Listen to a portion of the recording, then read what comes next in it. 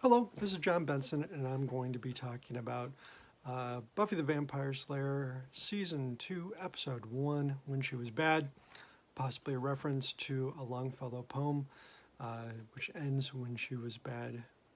She was horrid, but when she was bad. Yeah, something like that. Anyway, when I speak in other reviews and I talk about Buffy, and one thing I say, at least I've thought about it a lot, and I probably say it a lot, is about how Buffy is, is a somewhat of a cautionary tale. It is somewhat of one of those after-school special type stories with a moral. What's the moral to this story? What did we learn today? I mean, it, you got it. Buffy is tongue-in-cheek about everything, and it is thoughtful, just like any story, just like any good writing would have some sort of thought to it, and it would speak to a certain issue. So that's really all I mean, is that Buffy does speak to a certain issue. This is set at high school, so it does get some of that, and I think the writers play with that, and they have fun with it, and so it is fun the way they do it. So When She Was Bad, it's the beginning, it's the first episode of season 2. And one thing that I really like about it, which to me is good writing, and I don't think I'd seen it on a TV show before, was that the opening of it talks about, oh, Buffy was away for the summer. Just like the TV show had been away for the summer while the TV show was on break waiting for the next season, they built that into the show as if that time there just wasn't a TV, it wasn't an episode about it, but that time was still time within the same universe. And it really brought me in as a viewer. It's like, oh, we are part of the same universe, or in a way. And because time, like in The Simpsons, time seems to be amorphous. The kids never age. they're always in the same grade after however many seasons. And same with most shows. Most shows are like that, where you don't get a sense of time, especially time within the series itself. Like Sopranos. Sopranos was a great show, and it had seasons, but it's not so much of a part of it. It's not like they took a break and they said, oh, they were away. No, the episodes within that season took, all of that time until you get to the next season. There is no real break. But in Buffy there is. And that's the same as the TV break. And I enjoyed that. Anyway,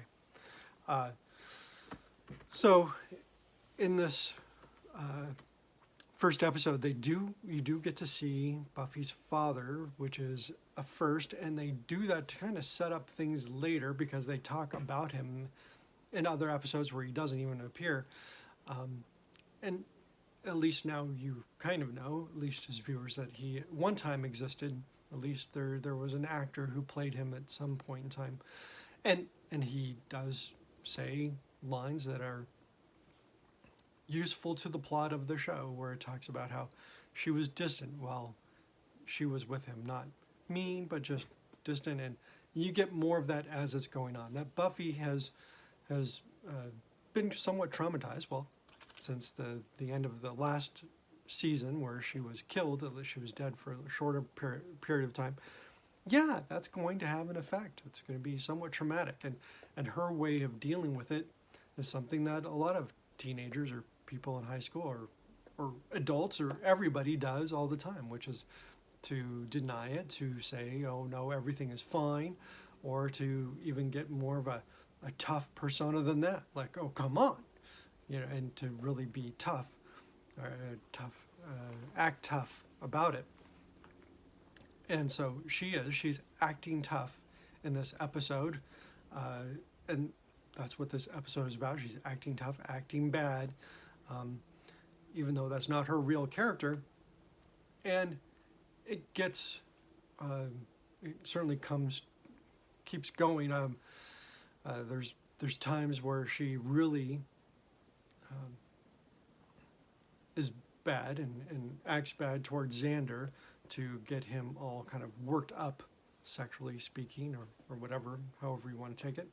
And uh, and then Cordelia warns her about acting that way, acting bitchy, saying, "Well, you're going to lose all your friends if you act that way." And of course, the thing, and they state it right there in the shows that that is Cordelia. Cordelia does that all the time.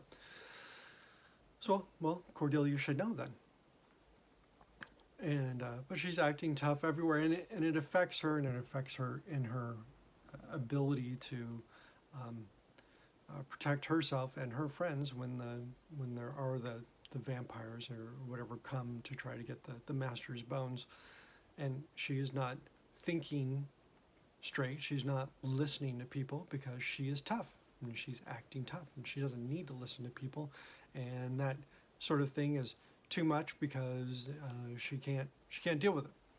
So, which almost leads to disaster because the friends get captured and so on.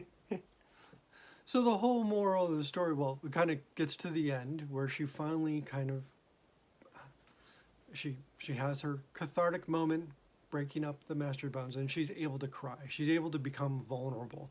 And when she becomes vulnerable and she owns up to herself and she owns up to her feelings about how much that hurt and how upset she is about all of it, and is able to show that and be that around her friends or people that are close to her, which is something that's part of the show, people who are close to you. When she's able to open up to people who are close to her, she is able to then get over that, get over herself, and become stronger for it. Being tough and acting tough did not work the way she expected, and it only drove people away from her, and it only made things more difficult for her. Hence the moral of the story. And they even talk about that, little quips on the way out about, stains on clothes are harder to get out, or anyway, watch the show. Those are really good writing moments, and that's what I mean by good writing and by having a moral to the tale, and those general thoughts or comments I have. That is what I mean. Now I hope I've set forth enough of those particulars, those specific language or parts in the show that I am talking about to get to that point. There's other great parts in it. They're in good writing. The principal comes out and he is talking to Giles on the first day that school is back, and talking about how that the students are like locusts. And Giles is kind of wondering why that principal chose that profession if he so loathes students. But it sets up what is going on about the principal, and you don't find out until later in season 3. So it's a long way around to get to there, but it certainly sets it up right at the beginning. And there's even in the first episode, Willow and Xander are just talking to each other in the first scene, and you can see that they become that they do have feelings for each other beyond just friends, and that comes out later in the series when they both have found their own boyfriend and girlfriend, and they end up spoiler alert they end up together for a brief period, and so that underlying feelings for each other is shown right there, and then they go away from it. Just so nice how that's done, and because those are certain things that certainly I think a lot of people deal with in regular life. It's not just in TV. So, When She Was Bad, wonderful episode.